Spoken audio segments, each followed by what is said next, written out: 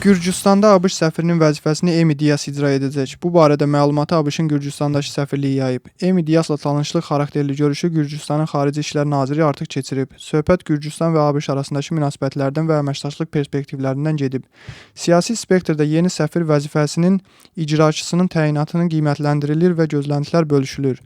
ABŞ səfirliyinin bəyanatında bildirdiyi kimi, Dias ABŞ-ın müxtəlif ölkələrdəki diplomatik xidmətində, o cümlədən Malavi, Zimbabve, Afqanistan, Meksika və digər ölkələrdə müxtəlif vəzifələr tutub. O həmçinin ABC-ın Tbilisidəki səfirliyində daxili siyasət şöbəsinin rəhbəri vəzifəsində çalışıb. Xatırladaq ki, indiyədək Gürcüstanda ABŞ səfirinin vəzifəsini Alan Purcell icra edirdi. Milli Hərəkatın müvəqqəti idarəetmə orqanını və müvəqqəti sədri seçməli olduğu qurultaya 6 gün qalır. Bu qurumun əsas funksiyası partiyanın sədri olmadığı 6 ay ərzində milli hərəkatı seçkiləri hazırlamaq olacaq. Tina Bokuçova nə siyasi şurada, nə də media qarşısında görünməyib. Mixail Saakashvili tərəfindən partiya sədrliyinə namizəd göstərilən Nanuka Jorjolyan isə sədrliyə hazırlaşdığını gizlətmir. Jorjolyanın sözlərinə görə onun artıq öz strategiyası və şərti var. O sədrlikdə yalnız partiyanın baş naziri namizədi Mixail Saakashvili olacağı təqdirdə razılaşacaq. Milli hərəkatda gedən proseslər qiymətləndirmələrin mövzusudur. Müxalif dəyişikliklər üçün Koalisiya Alyansı və Strategiya Ağmaşenebelin təşəbbüsü ilə Mühacirin Səsi adlı yeni kampaniya başlayır. Dəyişikliklər üçün koalisiyanın üzvü Tengiz Tevzadzenin sözlərinə görə, kampaniyanın məqsədi mühacirlərin seçki hüququnu bərpa etmək və sentyabrda Konstitusiya Məhkəməsinə müvafiq iddia verməkdir. Kampaniya çərçivəsində mühacirlərin onlayn görüşlər planlaşdırılır. Habelə mühacirlər petisiyanı onlayn imzalamaqla öz mövqelərini bildirə biləcəklər.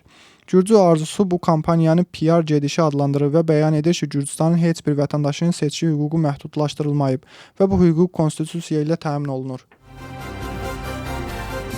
Bu gün Aleko Elisaşviliyə məhkəməyə hörmətsizlik maddəsi ilə yeni ittiham irəli sürülüb. Prokurorluq siyasətçini məhkəməyə hörmətsizliklə təqsirləndirir.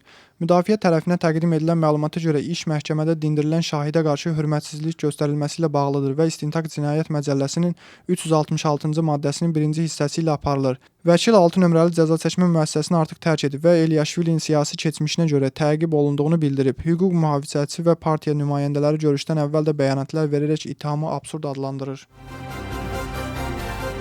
Tbilisi şəhər məhkəməsinə Zviad Maysaşvili və Quram Roqovanın məhkəmə prosesi keçirilib. İş mahiyyəti üzrə baxılma mərhələsindədir. Bugünkü iclasda təqsirlənilən şəxslər barəsində seçilmiş qətimkan tədbirinə baxılıb və hər üç şəxs həbsdə saxlanılıb.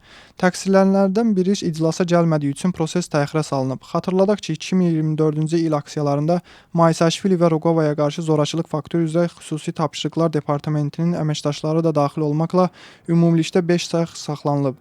Onlara vəzifə səlahiyyətlərini aşma və jurnalistin peşə fəaliyyətinə qanunsuz mane olma maddələri ilə ittiham irəli sürülüb. Bu maddələr 5 ildən 8 ilyədək azadlıqdan məhrum etmə cəzasını nəzərdə tutur. Levan Xabeyeşvilinin işinə isə ayrı icraatda baxılır.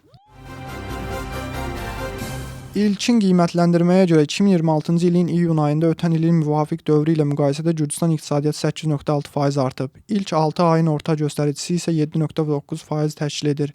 Məlumatı Milli Statistika Xidməti yayıb. İqtisadi artırma emal sənayesi, nəqliyyat və anbar təsərrüfatı, tikinti, informasiya və rabitə, maliyyə və sığorta fəaliyyətləri sahələri mühüm töhfə verib. Mədən çıxarma sənayesi və energetika sektorlarında isə azalma müşahidə olunub. Saburtal rayonunun Kazbegi prospektində yerləşən istirahət zonasının bərpası başa çatıb. 52 nömrəli məktəbin yaxınlığındakı yenilənmiş əraziyə Tbilisi meri baxış keçirib. Layihə çərçivəsində 2500 kvadrat metr sahədə park infrastrukturu, küçə işıqlandırması, suvarma şəbəkəsi və video müşahidə sistemi qurulub. Əraziyə qazon döşənib, 450-dək ağac və kol, o cümlədən zeytun ağacı əkilib. Bərpa olunan sahə Praga Square ilə birləşdiriləcək. Ümumilikdə 5000 kvadrat metrədək ərazi adlaşdırılıb. Layihənin büdcəsi 800 min lari təşkil edib. Daxili İşlər Nazirliyinin Tbilisi Polis Departamentinin yetkinlik yaşına çatmayanların işi üzrə baş idarəsinin əməkdaşları qəsdən sağlamlığa ağır xəsarət yetirmə ittihamı ilə yetkinlik yaşına çatmayan şəxsi saxlayıblar. İstintaqla müəyyən edilib ki, gediş haqqı üstündə taksi sürücüsü ilə yetkinlik yaşına çatmayan şəxs arasında yaranan münaqişə nəticəsində təqsirləndirilən şəxs soyuq silahla sürücüyə ağır xəsarət yetirərək hadisə yerindən qaçıb. Polis cinayət aləti olaraq bıçağı müsadirə edib. Cinayət 7 ilədək azadlıqdan məhrum etmə cəzasını nəzərdə tutur. Daxili İşlər Nazirliyinin əməkdaşları mütəşəkkil qaydada külli miqdarda vəsaiti dələduzluq yolu ilə mənimsəmə və saxta sənədlərdən istifadə etmə ittihamı ilə 2 şəxsi saxlayıblar. İstintaqla müəyyən edilib ki, təqsirləndirilən şəxslər saxta sənədlərlə zərərçəkəni aldadaraq 17 avtomobilin alınması üçün köçürülən 450.900 ABŞ dolları məbləğində vəsaiti dələduzluq yolu ilə ələ keçirib qaçıblar. Digər bir şəxs barəsində isə qiyabi cinayət təqibi başlanılıb. Cinayət 9 ilədək azadlıqdan məhrum etmə cəzasını nəzərdə tutur. Daxili İşlər Nazirliyinin Patrul Polis Departamentinin avtoparkı 300 ədəş avtomobillə yenilənib. Avtomobillər Tbilisi və regionlar arasında bölüşdürülüb. Yeni nəqliyyat vasitələri arasında həm minik avtomobilləri, həm də yüksək dağlıq ərazilər üçün nəzərdə tutulmuş nəqliyyat vasitələri, o cümlədən ekoloji cəhətdən səmərəli hibrid modellər var.